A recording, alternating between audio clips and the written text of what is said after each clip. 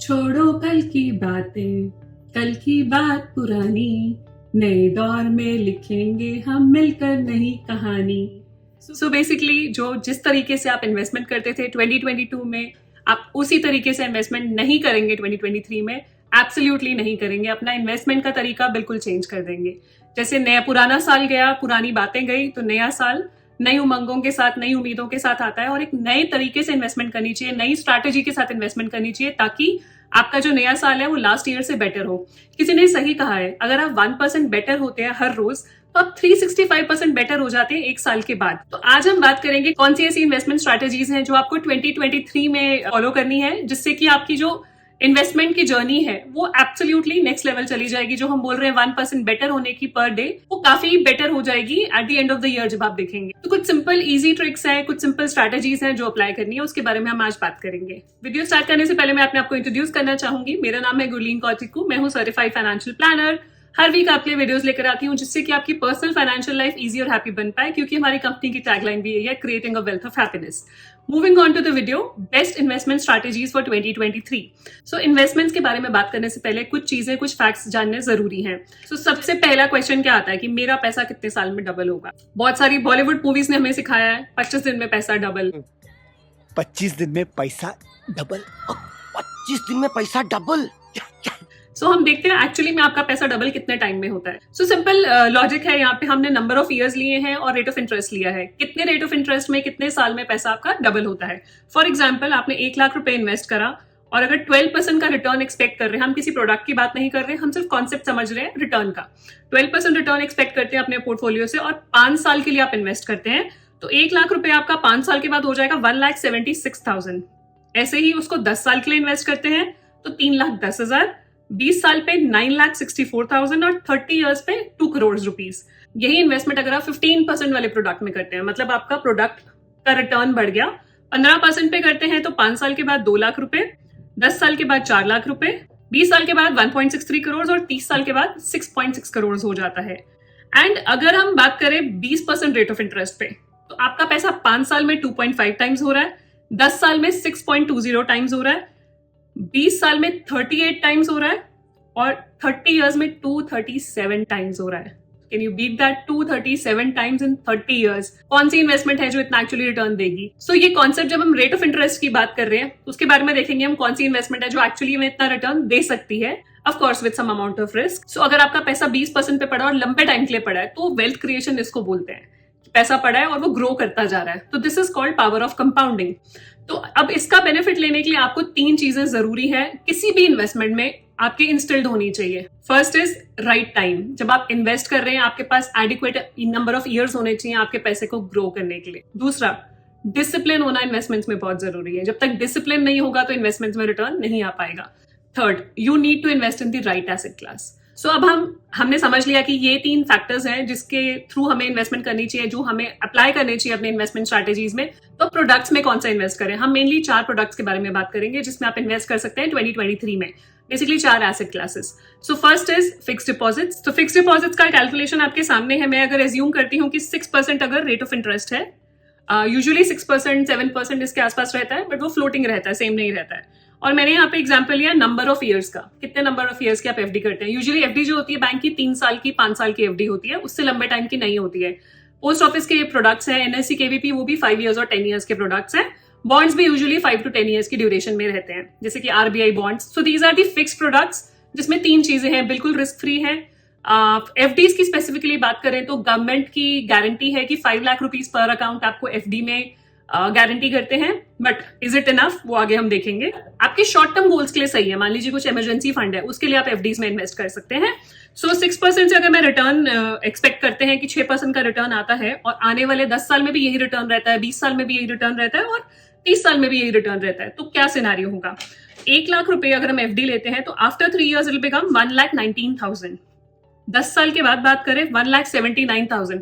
आपने देखा ऊपर हमने बात की थी 5 इयर्स में पैसा डबल हो रहा था, डबल से ज्यादा। अगर 15% रेट ऑफ इंटरेस्ट था तो आपका तब 5 साल में डबल हो रहा था। यहाँ पे आप देखेंगे 12 साल में पैसा डबल हो रहा है। There is also rule of 72। मतलब जितने भी साल के लिए आप इन्वेस्ट कर रहे हैं या जितने भी रेट ऑफ इंटरेस्ट पे आप इन्वेस्ट कर रहे हैं, लेट्स से आप 8% पे कर रहे हैं, तो 72 डिवाइडेड बाय 8% इज 9। 9 साल में आपका पैसा डबल होता है। यहाँ 6% है, 72 डिवाइडेड बाय 6% तो 12 साल में आपका पैसा डबल हो रहा है। तो देख रहे हैं आप 2 टाइम्स हो रहा है इन 12 ईयर्स। इसी को ही हमें अगर लेट्स से 6 टाइम्स करना है, एटलीस्ट उसके इक्वल। यहाँ पे 6 टाइम्स हो रहा था लगभग 10 साल में, यहाँ पे 6 टाइम्स हो रहा है 30 ईयर्स में। 30 साल में जाके 6 गुना हो रहा है पैसा, 1 लाख रुपए। और ये हैरानी की बात है 50 साल में 18 गुना हो रहा है। 50 साल तो किसी की उम्र होती है, पूरे लाइफ टाइम होता है, तो उसमें 18 गुना हो रहा है। तो आप क्या इतने लंबे टाइम के लिए कुछ इन्वेस्टमेंट रखेंगे उसको ग्रो करने के लिए? एंड दूसरा, इन्फ्लेशन जो है, इन्फ्लेशन इससे ज्यादा है। नेट अगर बात करें तो real rate of return is negative. So FD एक ऑप्शन है जो बिल्कुल ही रिस्क अवर्स है, बिल्कुल रिस्क नहीं लेना चाहते, उनके लिए प्रोडक्ट है। एंड जिनके कोई शॉर्ट टर्म गोल्स है उनके लिए आप एफडी में इन्वेस्ट कर सकते हैं। नेक्स्ट है गोल्ड। ये भी हम सबका फेवरेट है, हम गोल्ड में इन्वेस्ट करते हैं। हम ज्वेलरी की फॉर्म में भी इन्वेस्ट कर लेते हैं। ये गलती मत कीजिएगा ज्वेलरी में इन्वेस्टमेंट करना, बिकॉज उसके मेकिंग चार्जेस हैं, 10 तरह के चार्जेस हैं। आप अगर ज्वेलरी में इन्वेस्ट कर रहे हैं, उसको फिजिकली संभालना एंड सो ऑन, तो वो इन्वेस्टमेंट एसेट नहीं है बेसिकली। वो आप इन्वेस्टमेंट पर्पस के लिए नहीं कर रहे हैं, हम ज्वेलरी पहनने के लिए कर रहे हैं, दैट्स अ डिफरेंट। बट अगर आप इन्वेस्टमेंट पर्पस से देख रहे हैं तो it has to be gold coins में हो, गोल्ड बार्स में हो, उसमें भी कुछ मेकिंग चार्जेस लगती है। आप ई गोल्ड में भी इन्वेस्ट कर सकते हैं। तो हमने एक वीडियो बनाई थी कि 5 different ways of investing in gold, आप वो भी रेफर कर सकते हैं। और एक और गोल्ड का ऑप्शन है which is called sovereign gold bonds. तो sovereign gold bonds government of India की तरफ से आता है, जो 8 साल के बॉन्ड है। जो भी आपका मार्केट वैल्यू होती है गोल्ड की, उसके ऊपर 2.5% एडिशनल आपको इंटरेस्ट देती है गवर्नमेंट। तो that is also something can be considered. अब यहाँ पे देखेंगे रिटर्न एक्चुअली में कितना है। अगर 8% की रिटर्न आती है गोल्ड पे, हम एज्यूम करते हैं 7-8% रिटर्न है, तो आपका लगभग 9 ईयर्स में पैसा डबल हो जाता है। इसके अलावा जो नेक्स्ट ऑप्शन आता है, third option is real estate. Real estate भी हम सबका बहुत फेवरेट है, हम रियल एस्टेट में इन्वेस्ट करना चाहते हैं। सो रियल एस्टेट में देखिए प्रॉब्लम क्या है, तो रियल एस्टेट में you need to have a big amount of corpus, huge amount of corpus. आप 10 लाख, 15 लाख, 5 लाख से आप रियल एस्टेट नहीं खरीद सकते। You need to have at least 50 lakh या 1 करोड़ एक रियल एस्टेट इन्वेस्टमेंट प्रोडक्ट में लगाने के लिए।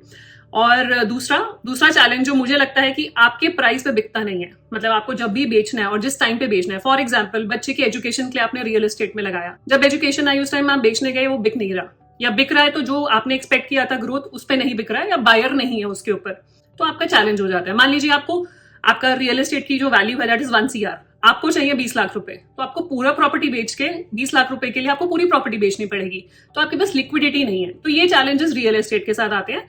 हैविंग सेड दैट, रिटर्न जो रेट ऑफ रिटर्न है that is also close to, आप लेके चले अगर पुरानी कोई इन्वेस्टमेंट उठा लें 8 से 9%, 10%, 12% तक आपको रेट ऑफ इंटरेस्ट मिल जाएगा रियल एस्टेट में। तो उसका एक और तरीका है which is modern way of investing into real estate is रीट्स। तो रियल एस्टेट इन्वेस्टमेंट ट्रस्ट, तो उसमें इन्वेस्ट कर सकते हैं। 3 रीट्स अवेलेबल हैं करंटली जो कमर्शियल रियल एस्टेट में लगाते हैं। आने वाले टाइम में और रेवेन्यूज आपको मिलेंगे। लास्ट जिसके बारे में हम बात कर रहे हैं, जिससे एक्चुअली आप वेल्थ क्रिएट कर सकते हैं, जिससे एक्चुअली आप अपनी स्ट्रैटेजी चेंज कर सकते हैं। अभी तक आप एफडीज में कर रहे थे, रियल एस्टेट में कर रहे थे, गोल्ड में कर रहे थे, अब आप म्यूचुअल फंड्स में कीजिए। मतलब अगर आपको ग्रोथ में पार्टिसिपेट करना है, मतलब ये म्यूचुअल फंड्स अल्टीमेटली क्या है, म्यूचुअल फंड्स इन्वेस्ट कर रहे हैं उन कंपनीज में जो आप डेली यूज करते हैं। For example your HDFC bank, for example जो कार का आपका मैन्युफैक्चरर है, फॉर एग्जाम्पल स्टील जो आपके घर में लगा हुआ है, खाने की जो फास्ट मूविंग कंज्यूमर गुड्स है, तो वहीं पे जाके आपका पैसा इन्वेस्ट हो रहा है। You believe in these companies, तभी आप अपने घर में इनको यूज करते हैं। तो सिमिलरली म्यूचुअल फंड भी वहीं इन्वेस्ट करेंगे। आप फंड मैनेजर के थ्रू इन्वेस्ट कर रहे हैं, fund manager is doing all the research और वो इन्वेस्ट कर रहे हैं आपके बिहाफ पे, एंड आपको क्लियर पिक्चर दिख रही है कितना इन्वेस्ट हो रहा है, कितना रिटर्न आ रहा है एंड सो ऑन। तो म्यूचुअल फंड्स में भी इन्वेस्ट करने के बहुत सारे तरीके हैं, डिपेंडिंग ऑन आपका ऑब्जेक्टिव क्या है। बट मैं यही कहना चाहूंगी, मैंने स्टार्टिंग में बात की थी, म्यूचुअल फंड इन्वेस्ट करने से पहले वो भी बोलते हैं ना fast mutual fund investments are subject to market risk, please read the offer document carefully. So offer document पढ़ना जरूरी है, उसका रिस्क जानना जरूरी है, क्योंकि आपके रिस्क एपेटाइट के हिसाब से ही आपकी इन्वेस्टमेंट होनी चाहिए, अदरवाइज वो पीस ऑफ माइंड नहीं रहेगा। आप कुछ भी कर लीजिए। अगर आपका गोल है जो 5 ईयर्स के बियॉन्ड है तो आप बैलेंस फंड्स ले सकते हैं। अगर आपका गोल है जो 10 ईयर्स बियॉन्ड पूरा होना है तो आप इक्विटी फंड्स में जा सकते हैं। एंड काफी सारे प्लेटफॉर्म्स अवेलेबल है जहां पे आप म्यूचुअल फंड्स में इन्वेस्ट कर सकते हैं। मेरा यही मानना है कि आप म्यूचुअल फंड में इन्वेस्ट करना शुरू कीजिए। अभी भी बहुत सारे लोग हैं जो डरते हैं म्यूचुअल फंड में इन्वेस्ट करने से या स्टॉक्स में इन्वेस्ट करने से। स्टॉक्स इज समथिंग जिसमें आपको पूरी नॉलेज चाहिए, पूरी रिसर्च चाहिए। यहाँ पे आप you are living it on somebody else, आपको अपना दिमाग लगाना ही नहीं है, कोई और इन्वेस्ट कर रहा है आपके बिहाफ पे और आपको रिटर्न जनरेट करके दे रहा है। तो डेफिनेटली आप म्यूचुअल फंड्स में इन्वेस्ट कर सकते हैं। और जो हमने स्टार्टिंग में एग्जांपल देखा था, तो जो हम बात कर रहे हैं 12%, 15%, 20%, that return is absolutely possible in mutual funds. तो आपके सामने मैं कुछ डेटा शेयर कर रही हूँ कुछ फंड्स का इन द लास्ट 20 ईयर्स जिन्होंने एक्चुअली में डबल डिजिट रिटर्न जनरेट करके दिया है और लोगों के लिए करोड़ों रुपए बना के दिए हैं। तो ये एक रेफरेंस के लिए है, कुछ फंड्स उठाए जो बहुत सालों से मार्केट में है और 20 साल से मार्केट में है और रिटर्न जनरेट करके दे रहे हैं। लेकिन ये एक इन्वेस्टमेंट एडवाइस नहीं है कि इन्हीं फंड्स में आपको इन्वेस्ट करना है। ये एक आपके लिए रेफरेंस लाइन है कि म्यूचुअल फंड्स में एक्चुअली लॉन्ग टर्म में रिटर्न आता है, बट अपनी ड्यू डिलिजेंस करके ही इन्वेस्टमेंट स्टार्ट करें, अपने गोल्स के हिसाब से इन्वेस्टमेंट स्टार्ट करें। So this was all about from my side investment strategies for 2023 and I hope आपका साल 2023 अच्छे नोट पे स्टार्ट हुआ है और आने वाले साल में आप बहुत बहुत बहुत सारे पैसे मल्टीप्लाई करें। Thank you so much for watching our video. Stay safe, take care, bye bye. के बाद आप वो स्टेप लें जो हैं, जो आपको न्यूज जाननी जरूरी है, कुछ फैक्ट्स जानने जरूर।